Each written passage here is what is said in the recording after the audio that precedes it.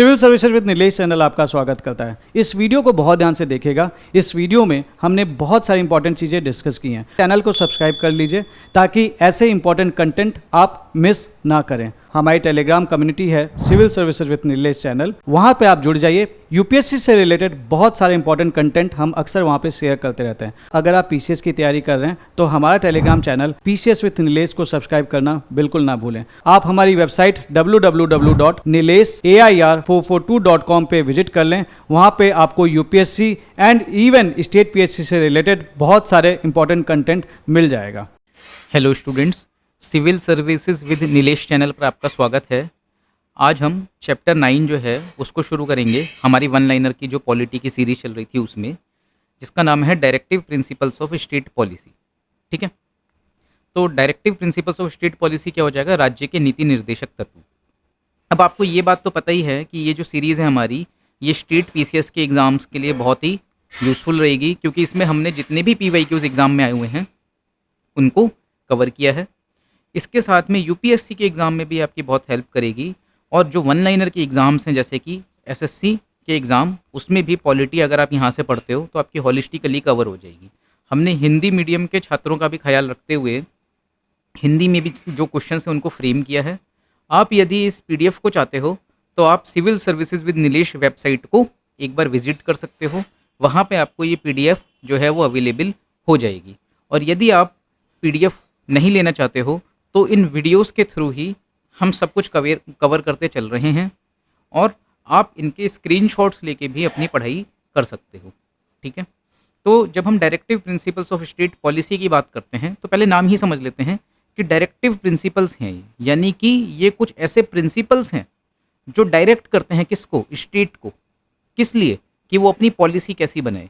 यानी कि directive principles of state policy में बेसिकली स्टेट की पॉलिसी यानी कि राज्य की नीति कैसी होनी चाहिए, इस चीज़ को डायरेक्ट किया जा रहा है कुछ प्रिंसिपल्स यानी कि सिद्धांतों के द्वारा। ठीक है, बेसिक है।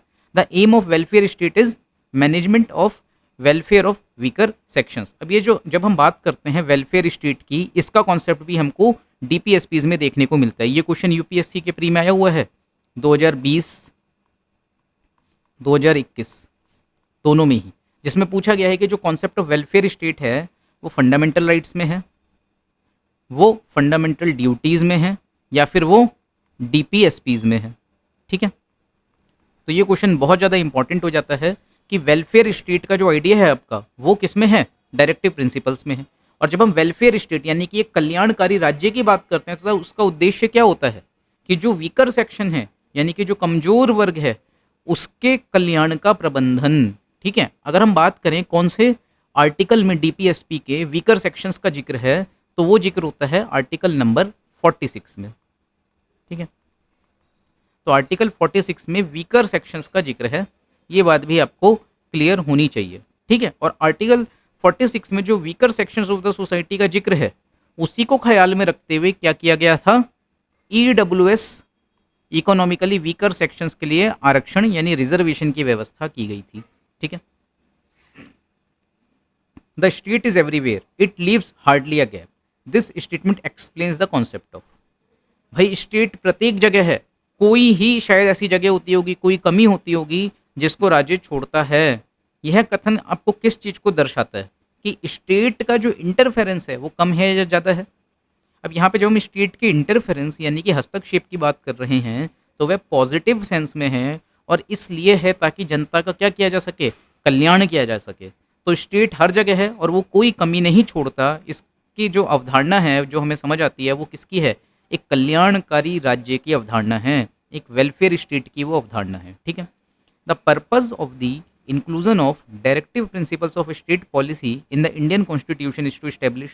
भाई डीपीएसपी क्या चाहते हैं कि सोशल और इकोनॉमिक डेमोक्रेसी यानी कि सामाजिक और आर्थिक लोकतंत्र की स्थापना की जाए। देखो, जब हम बात करते हैं फंडामेंटल राइट्स की, तो फंडामेंटल राइट्स के माध्यम से क्या करा जा चुका है? जो पॉलिटिकल डेमोक्रेसी है उसको स्टैब्लिश करने का प्रयास किया गया है। क्यों? क्योंकि उसमें क्या कहा गया है कि राज्य यह नहीं कर सकता, राज्य वह नहीं कर सकता, और राज्य ऐसा नहीं करेगा तो जनता को ये अधिकार मिलेंगे। यानी जनता को राजनीतिक रूप से ताकतवर किया गया है। लेकिन सामाजिक रूप से और आर्थिक रूप से लोकतंत्र की स्थापना फंडामेंटल राइट्स नहीं कर पा रहे हैं। और वह काम कौन करेंगे? डायरेक्टिव प्रिंसिपल्स करेंगे। अब ये सोशल डेमोक्रेसी को कैसे इंश्योर करते हैं या इकोनॉमिक डेमोक्रेसी को कैसे इंश्योर करते हैं, उसके लिए जो बात आती है वो यही आती है कि ये वेलफेयर स्टेट की बात करते हैं, कल्याणकारी राज्य की बात करते हैं।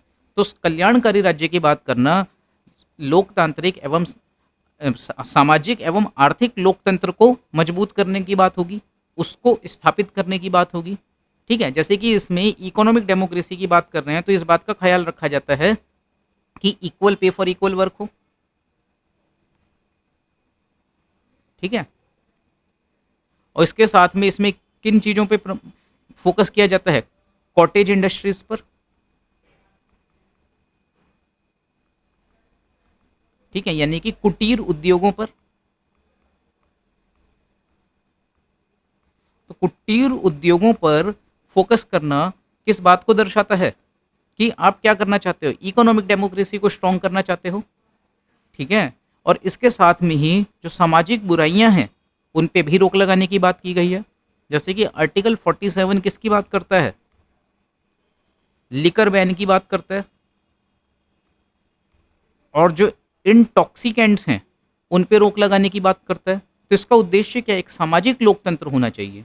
ठीक है, फिर directive principles of state policy में be classified into socialist, liberal, intellectual and Gandhian principles. ठीक है, तो जब हम लिबरल प्रिंसिपल्स की बात करेंगे तो उसमें एक जो इंपॉर्टेंट आर्टिकल आता है वो आता है आर्टिकल 44, जो किसकी बात करता है? यूनिफॉर्म सिविल कोड की बात करता है। ठीक है, गांधीयन प्रिंसिपल्स की जब हम बात करते हैं तो उसमें क्या आ जाएगा? उसमें कॉटेज इंडस्ट्री वाला प्रिंसिपल आ जाएगा, कुटीर उद्योगों की बात हो जाएगी। जब हम सोशलिस्ट प्रिंसिपल्स की बात करेंगे तो उसमें क्या आ जाएगा? Right to equal pay for equal work. ठीक है, फिर which is not the objective और directive principles of state policy to establish a religious state. ये एक एग्जॉस्टिव लिस्ट नहीं है भाई। धार्मिक राज्य की स्थापना करना क्या डीपीएसपी का उद्देश्य है? भारत के संविधान में कोई भी प्रावधान ऐसा नहीं है जो ये कहता हो कि हमें एक धार्मिक राज्य की स्थापना करनी है। ठीक है, तो ये स्टेटमेंट डीपीएसपी में हो ही नहीं सकता। डीपीएसपी बात करता है वेलफेयर स्टेट की, कल्याणकारी राज्य की। तो धार्मिक राज्य की स्थापना से कोई भी लेना देना नहीं है डीपीएसपी का। ठीक है, फिर the correct statement regarding the directive principles of state policies, these principles spell out the socio economic democracy in the country. The provisions contained in these principles are not enforceable by any court. ये बात आपको पता होनी चाहिए कि भाई DPSP जो है ना ये नॉन जस्टिशिएबल है। ठीक है, यानी कि आप कोर्ट में जाके क्या नहीं कर सकते? आप जो डीपीएसपी हैं उनको इन्फोर्स नहीं करवा सकते। ठीक है, तो सुप्रीम कोर्ट ये नहीं कह सकता कि भाई कोई व्यक्ति कोर्ट में गया और उसने जाके एक पीआईएल डाल दी कि हमारे देश में यूनिफॉर्म सिविल कोड लागू क्यों नहीं हो रहा। ठीक है, तो सुप्रीम कोर्ट ये नहीं कह सकता सरकार से कि आपको यूनिफॉर्म सिविल कोड को लागू करना ही पड़ेगा।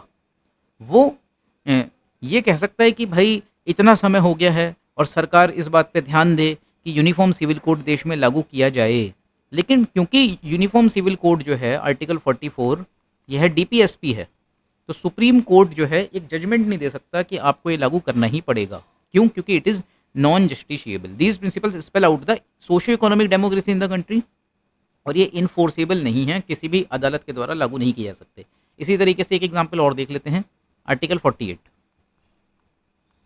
ये काउ स्लॉटर बैन करने की बात करता है कि गौ हत्या पर देश में रोक लगनी चाहिए। और ये काम कौन करेगा? स्टेट करेगा, जब उसको सुटेबल कंडीशंस मिलेंगी ये करने के लिए। तो सुप्रीम कोर्ट में कोई व्यक्ति जाए कि हमारे देश के संविधान में आर्टिकल 48 में लिखा हुआ है कि देश में गौ हत्या पर पाबंदी होनी चाहिए, तो गौ हत्या कैसे हो रही है? आप इस पर एक आदेश जारी कर दो, सुप्रीम कोर्ट नहीं कर सकता, because it is a DPSP and DPSP is a non justiciable. ठीक है, हम आगे बढ़ते हैं। With reference to the provisions contained in Part 4 of the Constitution of India, which statement is correct? They shall not be enforceable by any court. The principle laid down in this part are to influence the making of law by the state. ठीक है, ये enforceable नहीं है किसी court के द्वारा, किसी court के द्वारा इनको लागू नहीं किया जा सकता। ये सिर्फ वो सिद्धांत हैं जिनको ध्यान में रखना चाहिए जब स्टेट क्या करे, किसी कानून को बनाए। ठीक है, सिंपल है। The idea of India as a welfare state is found in, वो हमारे प्रियम्बल में भी हमको देखने को मिलता है, यानी कि संविधान की प्रस्तावना में भी देखने को मिलता है और डीपीएसपीज में भी देखने को मिलता है। ठीक है, फिर with reference to the constitution of India the directive principles of state policy constitute limitations upon legislative functions. ठीक है, और एग्जीक्यूटिव फंक्शंस किसके ऊपर होगा? आप बताओ कि जब हम डायरेक्टिव प्रिंसिपल्स की बात करेंगे, क्या वो लिमिटेशंस लगाता है लेजिस्लेटिव फंक्शंस के ऊपर? लेजिस्लेटिव फंक्शन का मतलब क्या हुआ? Law making power. तो क्या लॉ मेकिंग पावर के ऊपर डीपीएसपीज लिमिटेशंस लगाते हैं? देखो, लॉ मेकिंग पावर के ऊपर लिमिटेशंस लगाने का काम, सीमाएं निर्धारित करने का काम किसका था? मौलिक अधिकारों का था, फंडामेंटल राइट्स का था, जो क्या कहते थे? State shall not do this, state shall not do that. लेकिन जब हम बात करते हैं डीपीएसपीज की, तो वो तो इम्पावर करता है स्टेट को कि भाई आपको ये काम करना चाहिए। तो इस वजह से जब हम लॉ मेकिंग पावर्स की बात करेंगे या लेजिस्लेटिव फंक्शंस की बात करेंगे, तो डीपीएसपी लिमिटेशंस नहीं लगाता लेजिस्लेटिव फंक्शंस पे। ठीक है, वो क्या करता है? इम्पावर करता है। इसी तरीके से जब हम एग्जीक्यूटिव फंक्शंस की बात करेंगे, तो उसमें बात आती है इम्प्लीमेंटेशन। तो डीपीएसपी तो क्या करता है? इम्पावर करता है स्टेट को कि वो इन प्रावधानों को क्या करे? इम्प्लीमेंट करे। यानी कि एग्जीक्यूटिव फंक्शंस वो देता है और लेजिस्लेटिव फंक्शंस भी डीपीएसपी देता है। It is not a limitation. ठीक है, तो दोनों ही स्टेटमेंट आपके गलत हो जाएंगे। फिर directive principles of state policy of the constitution of India is taken from the constitution of which country? बहुत ईजी क्वेश्चन है, आयरलैंड से हमने लिया है। फिर directive principles of state policy are non justiciable, ये बात हमको पहले से पता है, कई बार हमने डिस्कस करी है। फिर आता है according to the constitution of India which are fundamental to the governance of the country. किसी देश की गवर्नेंस के लिए, उस देश के शासन चलाने के लिए कौन से सिद्धांत मौलिक हैं? राज्य के नीति निर्देशक सिद्धांत, या फिर इसको हम कह सकते हैं राज्य के नीति निर्देशक तत्व। ठीक है, तो directive principles of state policy ये फंडामेंटल होते हैं देश में गवर्नेंस के लिए। ऐसा हम क्यों कह रहे हैं? फंडामेंटल राइट्स को क्यों नहीं कह रहे? क्योंकि फंडामेंटल राइट जो हैं they put limitations on the government, but when we talk about DPSPs they are empowering the government to do certain things, they are giving the principles on which the state should make their policy. ठीक है, फिर है under the Indian constitution concentration of wealth violates which provision of the constitution? भाई, धन का संकेंद्रण करना, उसको कंसंट्रेट करना, इकट्ठा करना, ये संविधान के किस प्रावधान का उल्लंघन करता है? राज्य के नीति निर्देशक तत्वों का ही उल्लंघन करता है ये। ठीक है, क्यों? क्योंकि आर्टिकल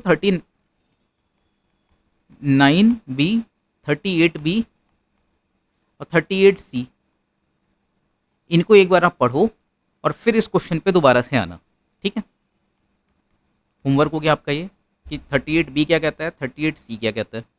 फिर equal pay for equal work has been ensured in the Indian constitution is one of the directive principles of state policy, article 39D।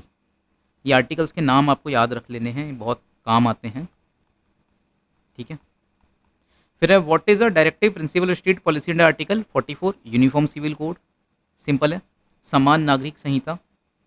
To much controversial question है ना, too much controversial topic, question नहीं topic.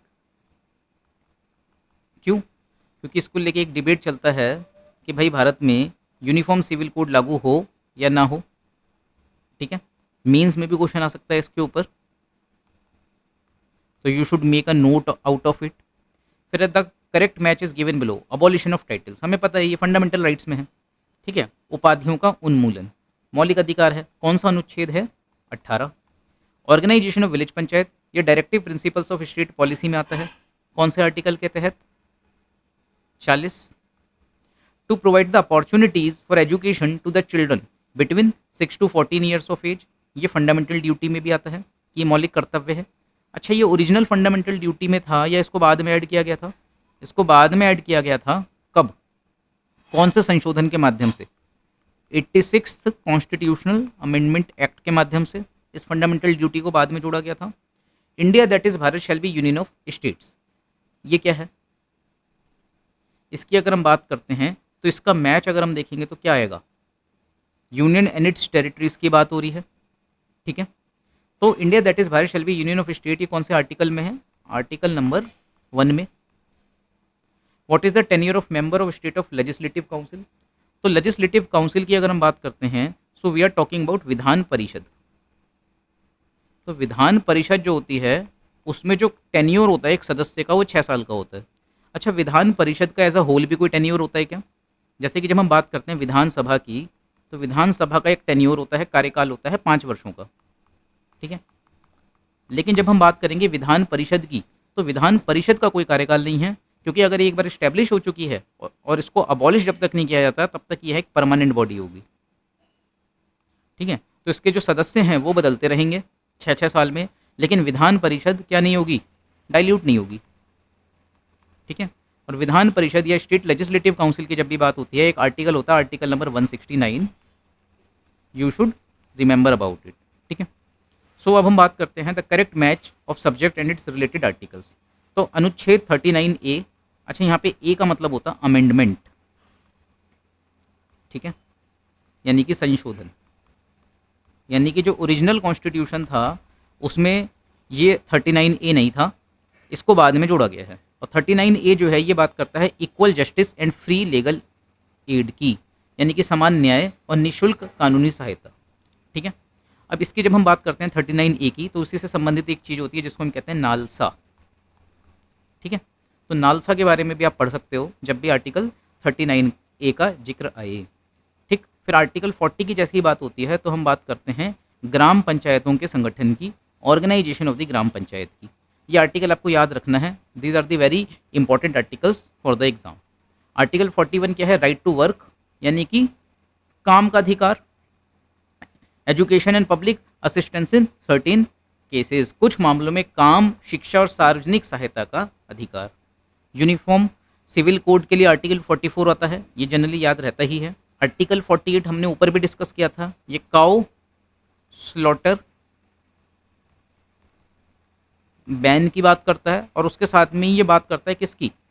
Organisation of agriculture and animal husbandry, पशुपालन और कृषि, उनके एक संगठन की ये बात करता है, ठीक है। फिर which article of the constitution of India has the provision of participation of workers in the management of industry? Article 43A। तो जो अनुच्छेद 43A है वो क्या कहता है कि भाई भारतीय संविधान के इस अनुच्छेद में उद्योग के प्रबंधन में श्रमिकों की भागीदारी का प्रावधान है, ठीक है। फिर असर्शन ए की अगर हम बात करें तो MNREGA is providing employment to at least 1 member of the eligible household for a minimum period of 100 days in a year. बिल्कुल ठीक बात है, एक वर्ष में कम से कम 100 दिनों के लिए क्या होगा? एम्प्लॉयमेंट दी जाएगी एलिजिबल हाउस होल्ड के सदस्यों को। और right to employment is enumerated in part 3 of the constitution. क्या ऐसा है? पार्ट 3 किसकी बात करता है? पार्ट 3 बात करता है फंडामेंटल राइट्स की। अभी हम ऊपर पढ़ के आए हैं। क्या राइट टू एम्प्लॉयमेंट एक मौलिक अधिकार है? देखो, अगर हमें नहीं भी याद है तो भी हम ऐसे सोच सकते हैं कि फंडामेंटल राइट्स क्या कहते हैं? State shall not do this. अब इसमें क्या है? राइट टू एम्प्लॉयमेंट यानी कि रोजगार का अधिकार जो है सरकार को देना पड़ेगा। तो हम क्या कहेंगे? स्टेट को ऐसा करना चाहिए, स्टेट को रोजगार का अधिकार देना चाहिए, तो स्टेट को देना चाहिए। तो इससे हमको क्या समझ में आ गया कि ये फंडामेंटल राइट में नहीं होगा, it might be in DPSP. यह राज्य के नीति निर्देशक तत्वों में हो सकता है, ये किस में नहीं हो सकता, ये फंडामेंटल राइट नहीं हो सकता। तो जो स्टेटमेंट है ये सेकंड वाला जो रीज़न है ये बिल्कुल ही गलत है, ये एज ए स्टेटमेंट ही गलत हो गया। तो ए का एक्सप्लेनेशन तो आर हो ही नहीं सकता। फिर बात आती है in India separation of judiciary from the executive is enjoined by directive principles of state policy, article number 50। ये भी बहुत इंपॉर्टेंट है। इसके लिए ना एक केस होता है जिसको हम कहते हैं फोर्थ जज केस, उसके बारे में हम बात कर लेते हैं। फोर्थ जज केस जिसको हम एनजेएसी केस भी कहते हैं, ठीक है। तो जब हम एनजेएसी केस की बात करते हैं, नेशनल जुडिशियल अपॉइंटमेंट कमेटी, तो देखो थर्ड जज केस के बाद से हमारे देश में शुरू क्या हो गया था? Collegium system. तो कोलेजियम सिस्टम में क्या होता है? कोलेजियम सिस्टम की जैसे हम बात करेंगे तो एक पॉइंट जो आपको याद रखना है वो ये है कि जजेस जो होते हैं, जो एग्जिस्टिंग जजेस होते हैं, वही क्या करेंगे, नया जज सुप्रीम कोर्ट में कौन होगा तय करेंगे। 5 जजेस की बेंच होती है, जिसमें chief justice plus 4 senior most जजेस होते हैं। वो ये डिसाइड करते हैं कि अगला जज कौन होगा। अब वो कोई भी व्यक्ति हो सकता है हाई कोर्ट का, जिसने एक सर्टेन क्राइटेरिया को फुलफिल कर लिया हो, लेकिन उसके पीछे का वो क्या नहीं बताते, रीज़न नहीं बताते कि व्हाट इज़ द मेरिट जिसके बेस पे हमने इस व्यक्ति को सुप्रीम कोर्ट का जज बनाया है। तो उसमें हमको क्या देखने को मिलती है, कोलेजियम सिस्टम में एक ओपेकनेस देखने को मिलती है। ठीक है। और एक चीज जो है, जो आरोप लगता है सुप्रीम कोर्ट पे, वो है अंकल जज सिंड्रोम का। अंकल जज सिंड्रोम, नोटबुक लेके बैठो, इसको नोट कर लो, है ना, ये पढ़ना है आपको, अंकल जज सिंड्रोम क्या होता है। ठीक है, तो ये मैं नहीं बता रहा अभी, ये आप खुद से पढ़ो। तो बात क्या है कि जो कोलिजियम सिस्टम है ये एक फ्लॉड सिस्टम है and it has many pitfalls in it, यानी इसमें बहुत सारी कमियां हैं, प्रॉब्लम्स हैं। तो इसी को रिजॉल्व करने के लिए जो गवर्नमेंट है वो 2014 के आसपास में क्या लेके आई थी, एनजेएसी लेके आई थी, जिसको हम 4th जज केस भी कहते हैं। जिसमें क्या कहते हैं, एक कमिटी बनाई गई थी, नेशनल जुडिशियल अपॉइंटमेंट कमिटी, जिसमें ये कमिटी में गवर्नमेंट के रिप्रेजेंटेटिव्स भी होंगे।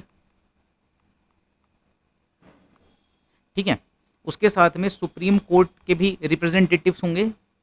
गवर्नमेंट के रिप्रेजेंटेटिव्स में कौन थे, एक तो लॉ मिनिस्टर, ठीक है, सुप्रीम कोर्ट के रिप्रेजेंटेटिव्स होंगे और एक एमिनेंट ज्यूरिस्ट भी हो जाएगा। तो गवर्नमेंट के रिप्रेजेंटेटिव्स में लॉ मिनिस्टर के अलावा कौन और लोग थे एनजेएसी में, वो आपको एक बार रीड करना है। ठीक है, तब ये करेंगे क्या, ये मिलके तय करेंगे that who would become a next जज इन सुप्रीम कोर्ट। तो यानी कि इसमें सुप्रीम कोर्ट के जजेस के अपॉइंटमेंट में गवर्नमेंट क्या कह रही है कि हमारा भी क्या होगा, एक एक्टिव रोल होगा। ठीक है, तो जब गवर्नमेंट ये कहती है that we would have a active role in appointment of the जज ऑफ द सुप्रीम कोर्ट, तो सुप्रीम कोर्ट क्या कहेगा कि भाई हमारा संविधान का जो आर्टिकल 50 है ना, डीपीएसपी वाला, जिसको ध्यान में रखते हुए स्टेट को अपनी पॉलिसी बनानी चाहिए, वो ये कहता है कि सेपरेशन होना चाहिए जुडिशरी का फ्रॉम एग्जीक्यूटिव। लॉ मिनिस्टर क्या है, एग्जीक्यूटिव है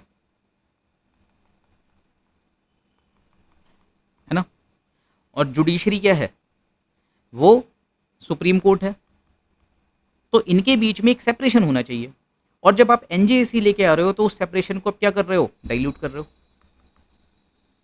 क्यों, क्योंकि आप क्या कह रहे हो कि भाई गवर्नमेंट भी एक रोल प्ले करेगी ये डिसाइड करने में that who would be the next जज ऑफ सुप्रीम कोर्ट। तो इस तरीके से जो सेपरेशन ऑफ पावर का जो कॉन्सेप्ट है, separation of judiciary from executive का जो कॉन्सेप्ट है, उसका वायलेशन हो रहा है। इससे डीपीएसपी का वायलेशन हो रहा है। और सुप्रीम कोर्ट ने क्या किया, एनजेएसी जो केस है उसको नल एंड वाइड कर दिया। 4th जज केस जो है, जो 4th जज केस हुआ, यानी कि 4th जज केस में जो जजमेंट आया, उसने कहा कि NJAC as a law is unconstitutional और उसको वॉइड घोषित कर दिया। ठीक है, तो आर्टिकल 50 आपको याद रखना है, बहुत काम आता है ये। फिर है, ये यूपीएससी में भी आया हुआ क्वेश्चन है, पीवाईक्यू। फिर है, which articles of the directive principles of state policy deals with the promotion of internal peace and security. Article 51 है, ये आर्टिकल भी आपको याद रखना है। अब इंटरनेशनल पीस एंड सिक्योरिटी, इसका ख्याल रखते हुए हम किस में गए थे, नैम में गए थे, नॉन अलाइंड मूवमेंट, जिसको हम हिंदी में क्या कहते हैं, गुट निरपेक्ष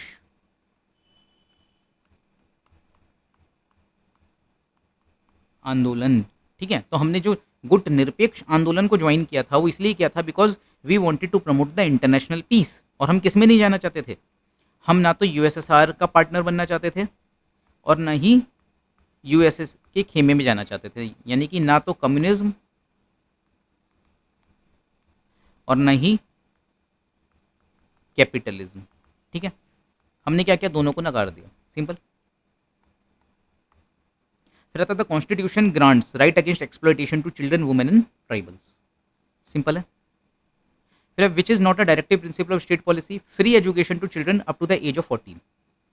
ठीक है, ये directive principles of state policy में नहीं आता है, इसको याद कर लेंगे। फिर in which part the provisions for the protection and improvement of environment and safeguarding of forest and wildlife are founded in the constitution of India. अब इसमें क्या है, protection of environment, protection and improvement of environment and safeguarding forest and wildlife. तो ये जो include किया गया है ये डीपीएसपी में किया गया है और फंडामेंटल ड्यूटीज़ में भी है। और जब हम डीपीएसपी की बात करते हैं तो उसमें किस में आ जाएगा, आर्टिकल 48 में आएगा।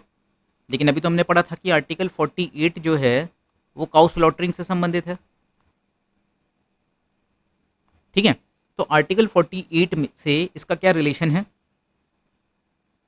Safe guarding of forest and wildlife का and protection and improvement of environment का, ये आपको रीड करना है, ठीक है। बुक खोलना, एक बार आर्टिकल 48 पढ़ना, उससे रिलेटेड है कि नहीं, you have to cross check it, ठीक है।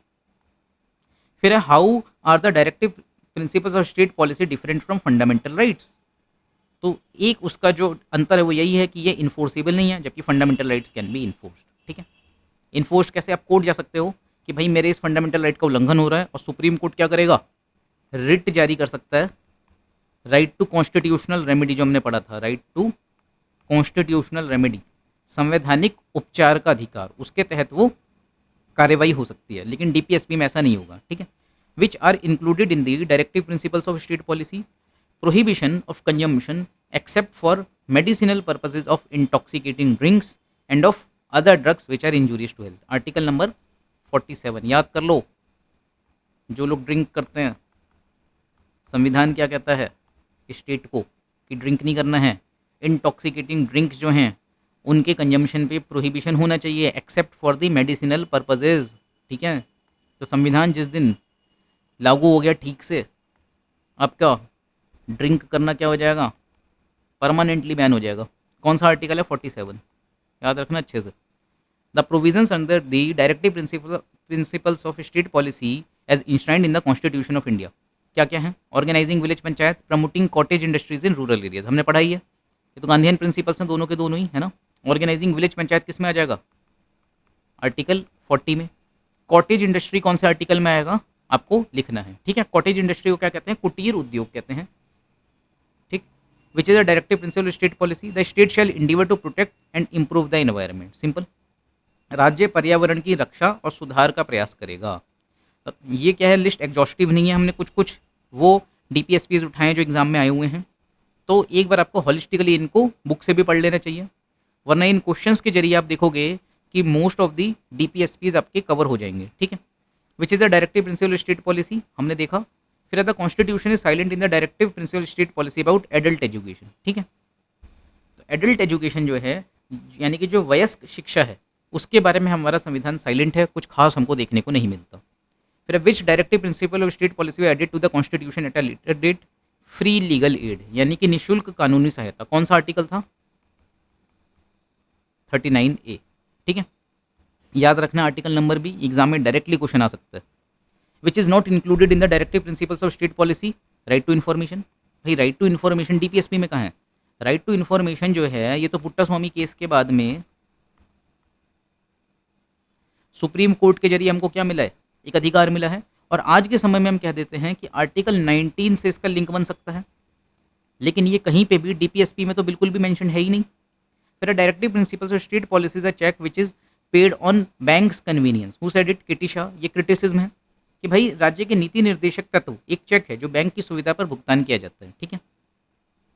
फिर among the following who was the first president of human rights commission of India, justice के रामास्वामी। एक फैक्चुअल क्वेश्चन है, आपको याद कर लेना चाहिए कि मानवाधिकार आयोग के पहले अध्यक्ष कौन थे, वो थे न्यायमूर्ति K Ramaswamy. With reference to the constitution of India which part fulfilled the national social assistance programme launch by the government of India. अब मुझे आप खुद बताओ, नेशनल सोशल असिस्टेंस प्रोग्राम यानी कि राष्ट्रीय सामाजिक सहायता कार्यक्रम, क्या फंडामेंटल राइट जो हैं वो ये काम करेंगे, उनके माध्यम से सरकार ये कर पाएगी। फंडामेंटल राइट जो हैं वो सरकार को कुछ करने का अधिकार देते हैं या सरकार के अधिकारों को सीमित करते हैं। तो fundamental rights limit the powers of the government and DPSPs are the ones which empower the government, ठीक है। वो सरकार को सशक्त करते हैं, किसके लिए, कल्याणकारी राज्य बनाने के लिए। तो नेशनल सोशल असिस्टेंस प्रोग्राम जो सरकार लॉन्च करेगी उसको फुलफिल कौन करेगा, डीपीएसपीज करेंगे, ठीक है। फिर who is empowered to make laws for economic and social planning besides the infants and minors in India. कौन एम्पावर्ड है कानून बनाने के लिए, इकोनॉमिक आर्थिक प्लानिंग के लिए, सोशल प्लानिंग के लिए, बिसाइड्स जो इन्फेंट यानी कि जो नवजात बच्चे होते हैं और जो माइनर होते हैं, माइनर मतलब जो अभी वयस्क नहीं हुए हैं, ठीक है, यानी 18 साल के नहीं हुए हैं। कौन एम्पावर्ड है? सेंटर और स्टेट दोनों सरकारें इसके लिए एम्पावर्ड हैं। तो इस तरीके से हमने अपना चैप्टर 9 भी कंप्लीट कर लिया, जिसमें डीपीएसपीज़ को हमने काफ़ी हॉलिस्टिकली कवर करने की कोशिश करी है और कुछ वैल्यू एडिशन जो करने की ज़रूरत थी वो भी मैंने अपनी तरफ से किया है। आई होप ये सीरीज़ आपको पसंद आ रही होगी। आप चैनल को सब्सक्राइब करें, वीडियो को लाइक करें और चैनल पे कमेंट करें, ठीक है। इससे हमको मोटिवेशन मिलता है कि हम फर्दर फ्यूचर में इसी तरीके के वीडियोस लेके आते रहें। और आप इसकी पीडीएफ जो है उसको हमारी वेबसाइट पे जाके क्या कर सकते हो, चेक कर सकते हो, ठीक है। Thank you.